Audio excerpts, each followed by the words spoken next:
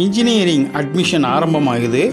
இப்போ engineering admission போடணும்னா மெயினாக கட் ஆஃப் மார்க், அதாவது +2 மார்க்கில் உள்ள கட் ஆஃப் மார்க். இந்த கட் ஆஃப் மார்க் நமக்கு கண்டிப்பாக தெரியணும். இன்ஜினியரிங் அட்மிஷனுக்கு பிஇ பிடெக்குக்கு டிஎன்ஏ 2025க்கு நம்ம கட் ஆஃப் எப்படி இருக்கணும்னு தெரியணும்.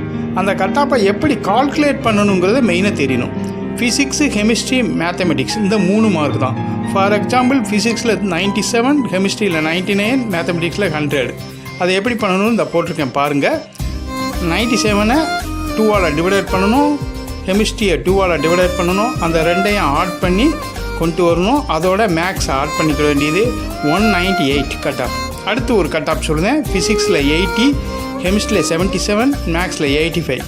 80 ப்ளஸ் இதை ஆட் பண்ணணும். ஆட் பண்ணிவிட்டு அதை 2ஆல் டிவைடேட் பண்ணிவிட்டு அப்படியே நம்ம மேக்ஸோடு ஆட் பண்ணால் முடிஞ்சது. இப்படி ஆட் பண்ணி தான் நம்ம நல்ல காலேஜுகளை நம்ம செலக்ட் பண்ண முடியும். இதுதான் நம்மளுடைய cut off calculation. Okay, subscribe பண்ணுங்கள்.